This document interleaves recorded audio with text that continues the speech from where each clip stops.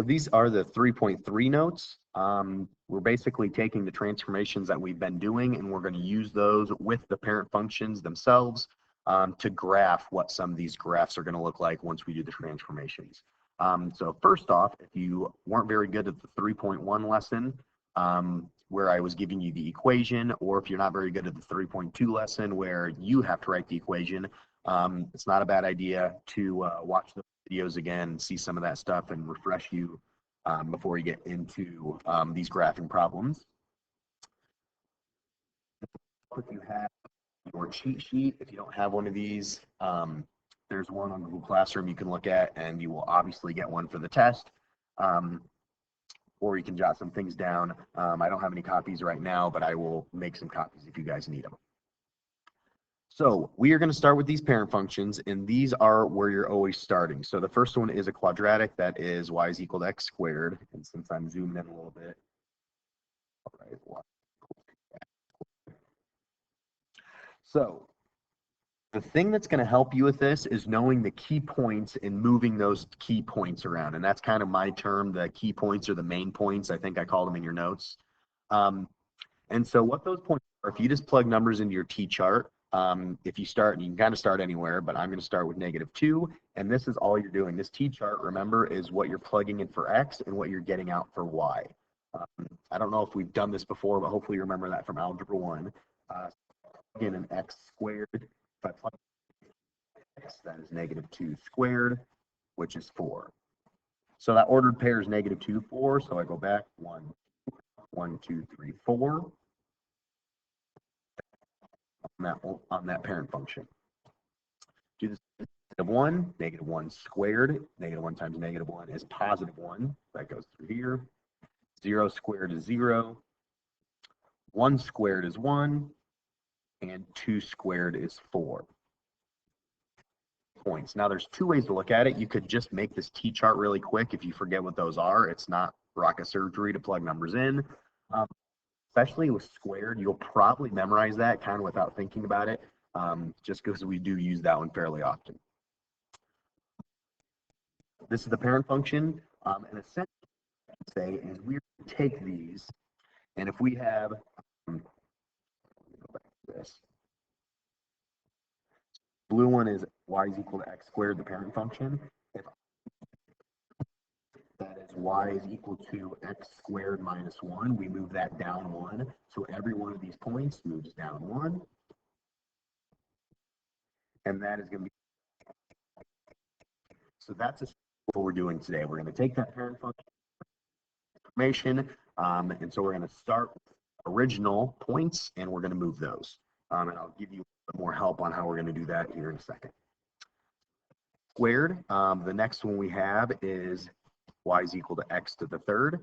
So again, if you want to make a T-chart, and again, you can memorize these, but I like to start this way. If we do the same thing, -2, -2 to the third, sorry, is actually -8. So that goes down to -8. Do we go all the way down? Oh, so it is way off the graph here, so we can't see that. That's okay. -1 is -1. To the third is -1. 0 is 0. +1 is +1, and +2 is +8. That's off our graph. Now, again, I would like you to have 5 points for this as well, but for these, a lot of the times, the -2, as you can see, and the +2 is off your graph. So as long as you have these 3, and as long as you have a squiggle, so 3, we draw a straight line, that's going to be, I'm not points for that. So you need to make 3 points, but you need to have that squiggle shape as well. But that's the parent function. And again, that's what we're going to be moving up, down, left, right. That's what we're going to stretch or compress or reflect it. Not to draw this out, but y is equal to x to the function. If I want you to graph y is equal to -x to the third, that's a reflection across the x-axis. To reflect this point across. The point doesn't go anywhere because it's right on the axis. This reflects straight over to here. Squiggle, which makes sense. Just flip that over that x-axis here. And again, we'll go over more of that later, and I know right now this looks really busy because there's a lot of stuff going on. I promise I will make it more simple in a second. But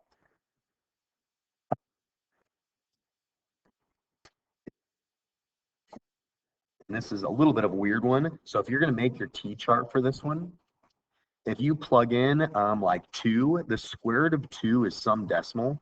And so I'm going to plug in 0, because I know the square root of 0 is 0. 1, I know the square root of 1 is 1. And then the next one I'm going to plug in is 4, because that's the smallest one that works out nicely to 2. So 0, 0, 1, 1, or 4 up 2. For your main points, you can't plug in any negatives because you cannot take the square root of negative number. So no negatives apply for that one. And if it helps you, that's kind of, if you would take your parabola and flip it on its side, it would look like this.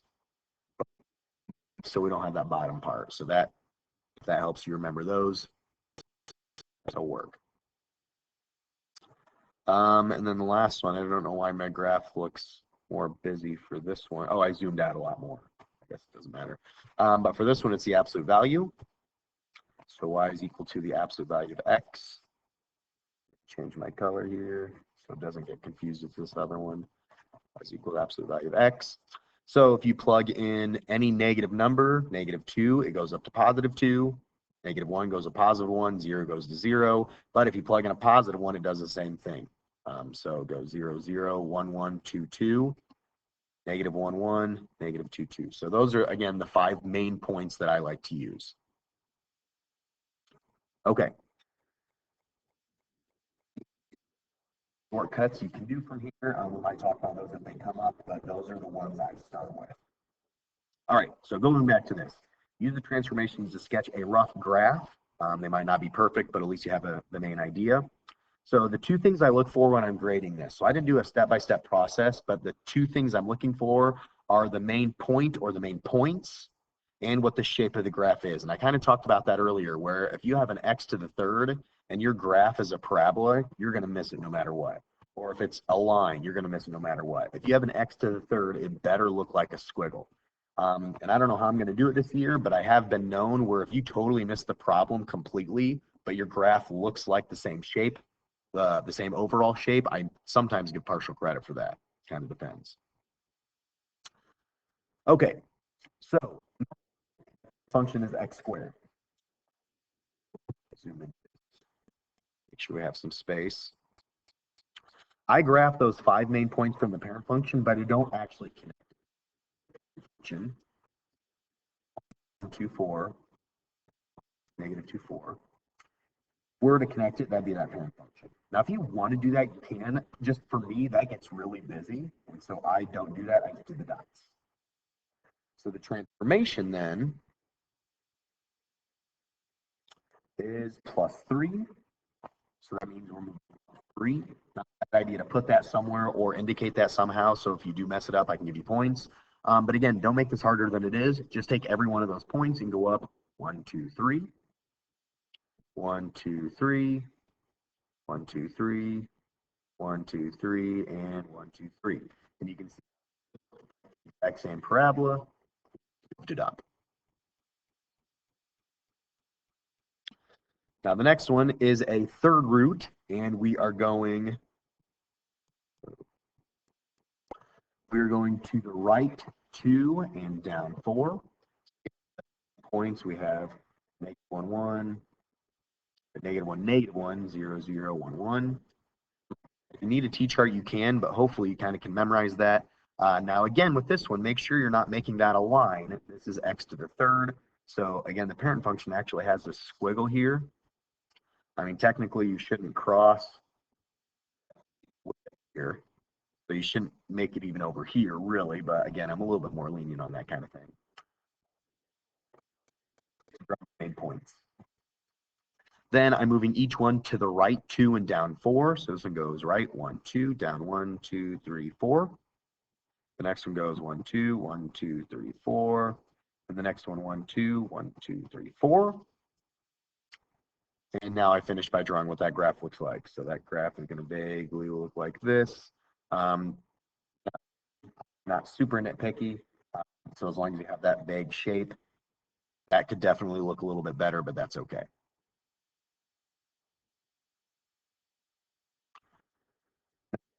where I'm getting these, right 2, down 4.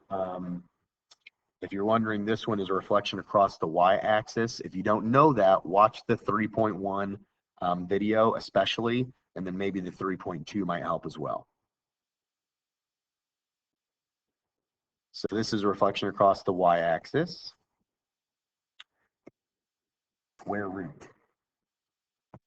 So square root goes through 0, 0, 1, 1, and 4, 2.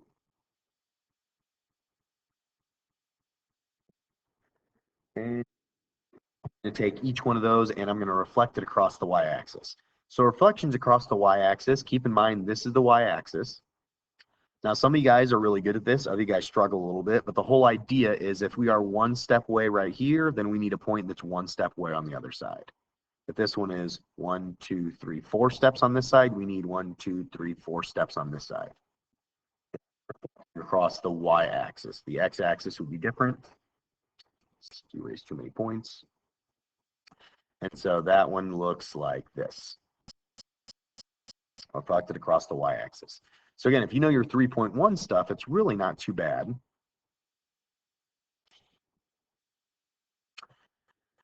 And number 4, we are reflecting across. And we are going to the left 2.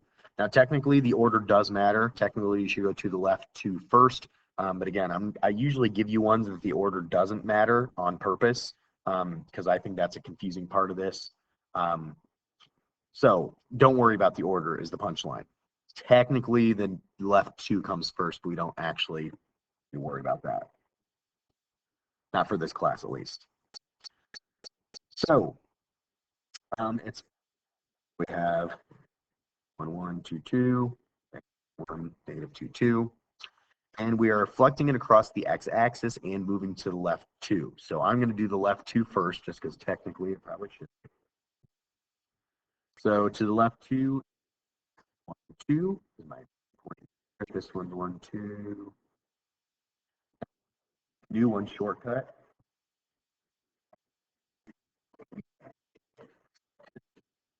Where my vertex, find where my vertex is, and just point, and then it's going to end up being this V shape.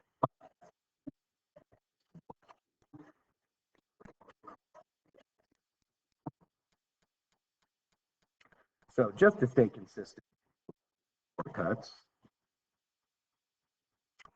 I'm going to, I did that one too, this one's 1, 2, this one over 1, 2, and this one's over 1, 2. And then the next one is reflected across the axis, which again is this one.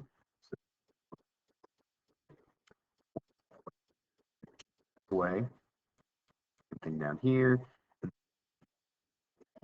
Look like, again, it's a V, but when it's reflected across the x-axis, it just opens downward.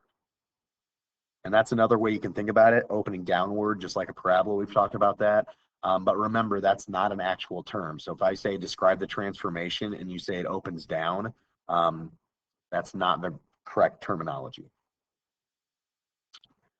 So the next one, before I do anything, has this stretch or compression in it. And I should have put more of these on here. And so I didn't print this off to give you guys. But just real quick, I made this just a really quick note on how we're doing stretches and compressions. And really what it comes down to is, and again, you'll have this on your cheat sheet for your test, but you're multiplying value by whatever that C is, by whatever you're stretching it by, whatever that scale factor is.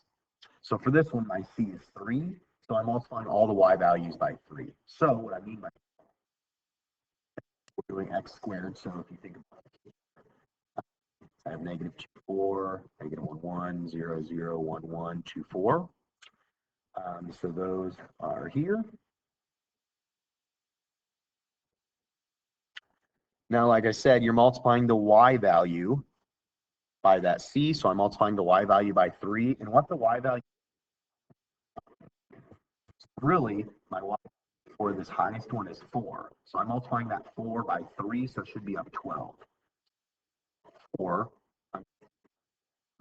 over 2, but no, 4, 5, 6, 7, 8, 9, 11, 12, way up here. 12, so that's way up here. Sorry, the second point is 3. Go over 1, up 1, 2, 3. Same thing over here, up 3, and then the 0. This one ended up way up our graph. That's all you do. You take the y value, how much you go up, you multiply by 3. So it's, again, instead of over 2 and up 4, I go over 2 and up 12. Y value by 3. That's how you got that 12. Now compression is the same thing. This is the absolute value shape. If I am compressing it by 1/2, again, like I said, that's the C value, and you still just multiply that by your Y. So instead of multiplying it by 3, where we go up 3 times, we cut it in half. So we went over 1, up 1. So instead, we're going to go over 1, up 1/2. And then instead of going over 2, up 2, I'm going over 2 and up 1, because you're only going half as much. You're multiplying that Y value by 1/2. So 2 multiplied by 1/2 is 1. You do the same thing when you go over 4, you only go up 2. And again, you do that in the same direction. So 1/2, 1. Your 0 still is the same, because 0 times 1/2 is still 0. So that's what that graph's going to look like. So I think this is the one that's the least intuitive. It's the one that's not as super obvious from what we've been doing. But if you can remember to multiply your C value, it's not too bad. So again, our square root looks like this. If I'm stretching it by 2, again, instead of going up, whenever you go up, you multiply by 2. So instead of going up this last point on the right, instead of going up 2, I go up twice that much. So 2 times 2 is 4. Instead of going up 1, I go twice that much is 2, and then 2 times 0 is 0. So that's what that one looks like. So again, I just wanted to take a quick second, because I think just to throw that in, I should have known that.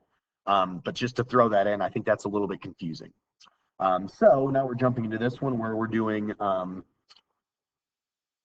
multiple steps. We actually have, I should say, 3 steps, if that helps. We have one transformation here. That's to the right one. And then remember, this is actually 2 transformations. We have the stretch by 2, and that negative means it is reflected across the x-axis.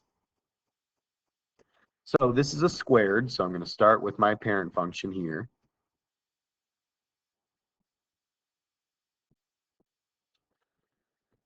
And the first thing I'm going to do is everything goes to the right one. So this is to the right one, to the right one, to the right one. This one's to the right one, to the right one. So I'm going to under that. Just to stay semi-organized for you guys, I'm going to underline that in orange. Now then we're stretching it by a factor of 2. So again, and it's vertical stretch, so we're stretching it up. So this one's up 4. Now we're going up 8. So that's actually off my graph. Just 1 step though, so that's not so bad. This one's up 1, so we're going up 2, 0, up 2, then up 8 again. And again, I know it's kind of hard to see those colors, but that's by 2. And then reflected across the x-axis, so each one of these gets reflected. So this one stays in the same spot. This one, it's hard to see. This one is 2 steps away, so we'll get 2 steps away down here. Then one beside it's also 2. And then this high one is all the way up 8. So now we go all the way down 8. Semi here, close to here. So that is my final graph after those 3 things. So this is definitely one of them. And I usually don't do 3 steps. For the most part, it's 2. And honestly, for the most part, I kind of stay away from stretches and compressions just because I think they are a little bit more confusing, and they end up with, they either ends up with decimals. If you are compressing, you have a lot of 1/2 points. Or there's stretches that they end up really far off your graph. So there, you do have to know them. There are a couple of them on your test. We don't do a whole lot of them like that. Okay, go ahead and push pause and do these last 2 on your own. And then hit unpause so you can check your work, but it definitely is going to help you guys to get some practice.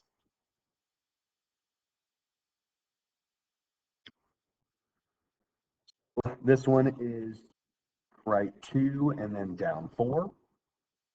So again, my parent function are these points here.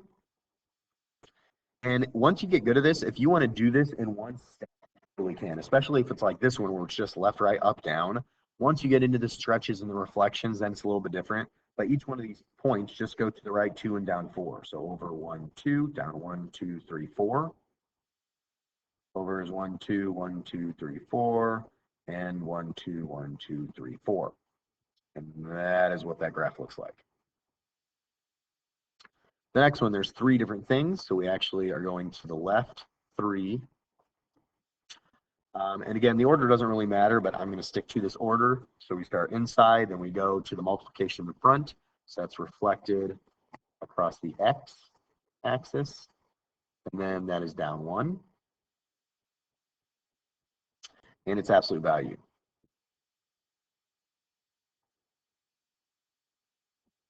So everything to the left 3. So 1, 2, 3, 1, 2, 3, 1, 2, 3, 1, 2, 3, and 1, 2, 3. So that whole thing shifted to the left 3. Then reflected across the x-axis. So we have the same one here, here, here. So again, that just opens downward. And again, if it helps, all those are the same distance away from your x. So this one is 2 above your x. So reflected is 2 below your x. That's what reflection is. Erase the dot. And the last one now, all those get moved down 1. So down 1, down 1, down 1, down 1, down 1. So this is your graph.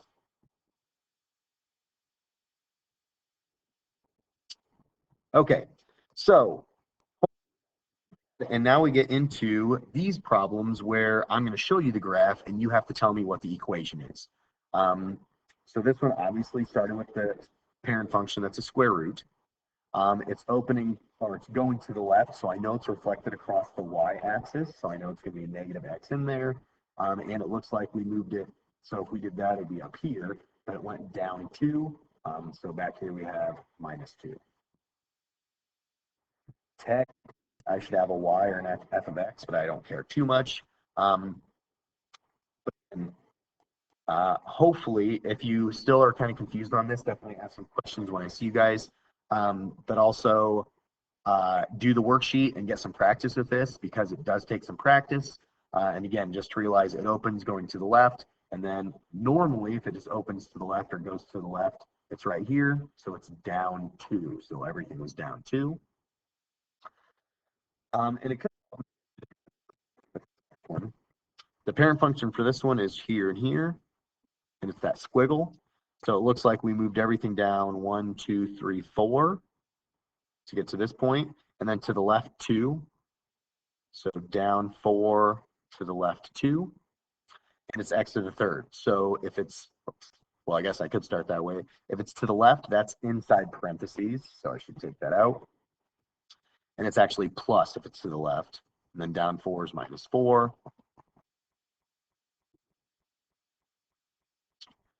Now, I will give you a heads up. Notice how number 10 and 11 had these points that I had in there. I will only do that when it's a stretch or compression because I think it's really hard to pick up on those. Or I guess I definitely do it with a compression because I think it's kind of hard. The best way to say, I guess I should check the test. For these first ones, I definitely think it's a good idea to see those. I think there's maybe one on the homework check that I didn't do that because you should be able to see where they go through. But for these notes, I wanted to make sure I emphasize where those are at. So I guess that's the best way to put it. On these notes, I emphasized that. I'm not sure how I did it on the test. So you're just going to have to double check to make sure you see where those went. And I should double check to see what the test looks like on those. Do your absolute value. So yes, this is over to the left 3, but normally goes to these, and the D looks like this. So it's a compression. So this one, instead of going up, it only goes to 1. It's up to 1. So we're compressing that by a factor of 1/2. That's absolute value of x. Now, I'm going to be honest with you. I have not looked at the test at all yet, but I think I probably stayed away from compressions because I think that's kind of confusing to see exactly where that is. However, stretches are definitely on there. So definitely be able to look at this one and see, oh, normally a parabola goes up like this. But now instead of going up 1, it goes down. And instead of just 1, it goes 2. So we stretch it by 2. We didn't go left or right any. We didn't go up or down any. Oh, sorry. Yeah, we didn't go up or down any. But we did reflect it across the x-axis. So we need that negative.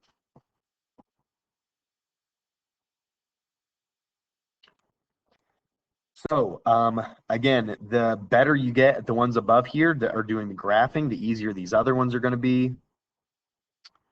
And definitely make sure you're getting that practice, because doing, oh, don't have any you do problems. Oh, these are all you do problems. My apologies. Definitely do the worksheet on this. The more practice you get, the better. If you do have any questions, obviously let me know. I will go over some of this when I see you guys on Tuesday. So thanks a lot. If you have any questions, let me know.